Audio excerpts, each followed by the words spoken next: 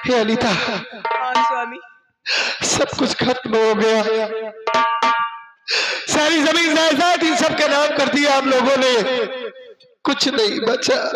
स्वामी, हमारा बेटा सलामत है, इसलिए हमें मुझे जमीन जायदाद नहीं चाहिए। हाँ अनीता, जमीन जायदाद फिर से बना लेंगे, लेकिन ठीक कहती हो तुम। मेरा बेटा तो सुरक्षित है ना? हमारा मुन्ना सही सलामत है। ये देखो,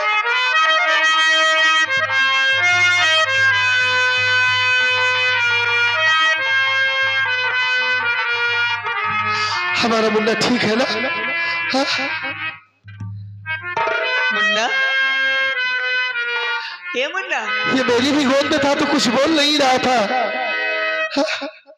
ये चुप क्यों है? इसकी धड़कन तो चल रही है ना, देखो तो, ये मासूम बच्चा है कहीं।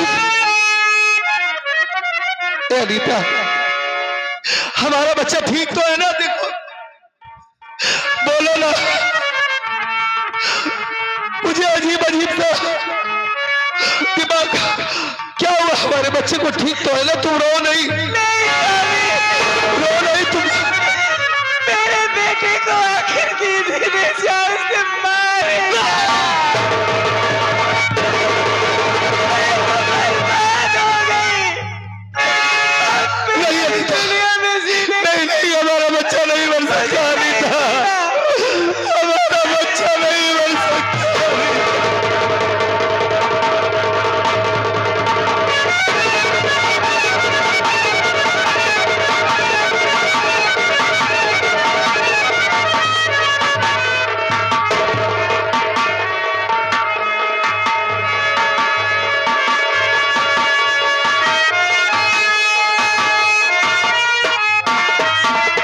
अनीता,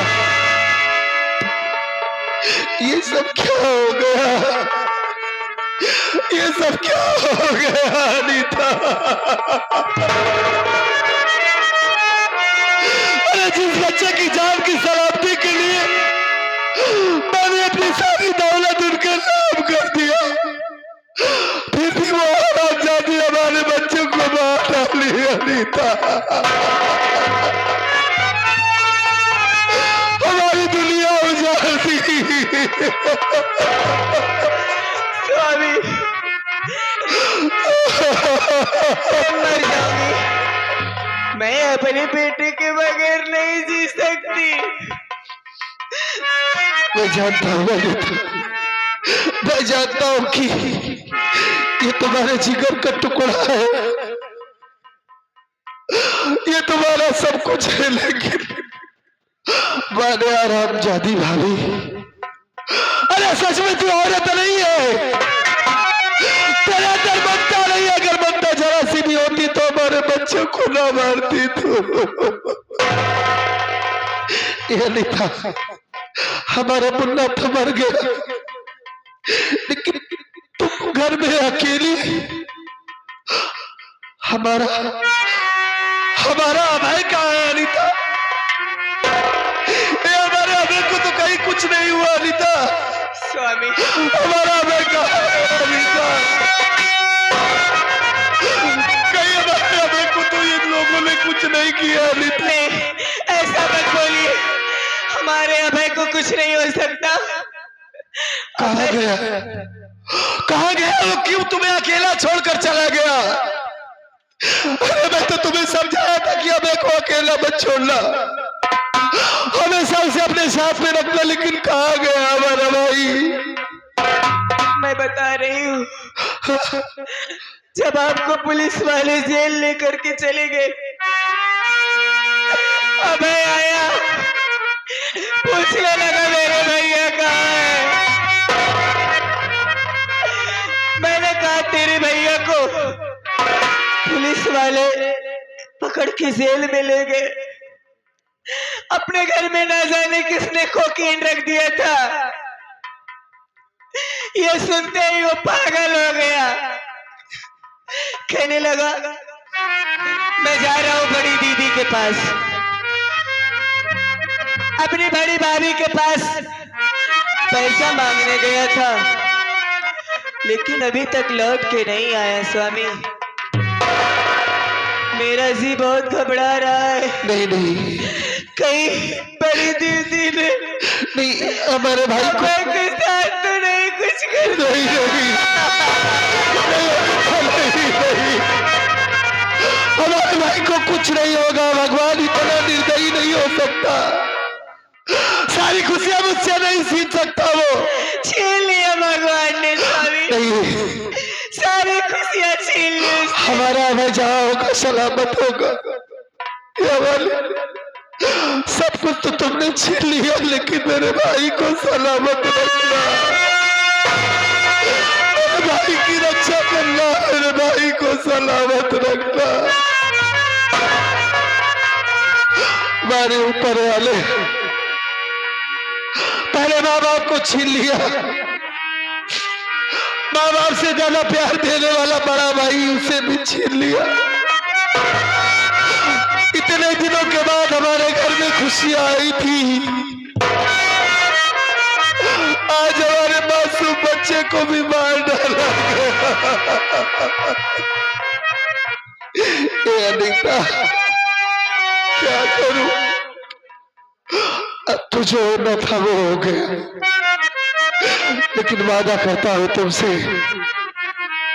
जिसने हमारे बच्चे को मारा है अगर उसकी बोटी बोटी नहीं किया मैं, अगर उन दोनों की बोटी बोटी करके कुत्तों को नहीं खिलाया तो मेरा भी नाम अजय नहीं। जिसने हमें खून के आंसू रुलाया हो, अगर उनके टुकड़े टुकड़े नहीं किया अनीता तो मेरी माँ का दूध हराम है। चलो इस मुन्ने का कफन दफन करते हैं अनीता, चलो अपने बच्चे को दफनाते हैं। ये बताओ, मैं तो जेल में था, 3 साल के बाद वापस आया हूँ। वहां जो कुछ थोड़ा बहुत मेहनत मजदूरी किया था, कुछ पैसा पाया था, रास्ते में किराए भाड़े में ही खर्च हो गया। पैसा कुछ रखी हो तो लाओ मुझे दो, मैं अपने बेटे के लिए बाजार से कफन लेकर आऊंगी, उसके बाद अपने बेटे का कफन दफन करूंगी। देर मत करो अनीता, नहीं तो जितना देर करोगी उतना ही इस मासूम का चेहरा देखकर इस दिल में दर्द होगा। मुझे पैसा दो कुछ। स्वामी, जो कुछ था उस दिन पुलिस वाले सब लेकर के चले गए, घर में कुछ नहीं बचा, जो कुछ बचा था आज चाचा जी ने वो सब अपने नाम करवा लिया। सिर्फ इसके अलावा और कुछ नहीं है मेरे पास तन ढकने के लिए। इसका मतलब तो पैसे कहाँ से होंगे? इसका मतलब हमारा बेटा इतना बदनसीब बनकर इस दुनिया में पैदा हुआ कि उसे हमारे बेटे को एक टुकड़ा कफन भी नहीं नसीब होगा। क्या करूं अनीता, कुछ समझ में नहीं आ रहा है। कहाँ जाऊं, कहाँ से पैसे का इंतजाम करूं जो अपने बच्चे के लिए कफन लाऊं अनीता। अगर उसे बगैर कफन का दफना दूंगा तो मेरा मुन्ना अपने आप को कोसेगा कि मैं इस दुनिया में कितना भागा बनकर पैदा हुआ। नहीं स्वामी, क्या करूं? अभी तक इसकी माँ जिंदा है। जानती हूँ कि भगवान हमारी परीक्षा ले रहा है। जिस तरह से तारा रानी ने अपने बेटे रोहित के लिए अपने आदि वस्त्र को दान कर दिया था कफन के लिए, उसी तरह से ये माँ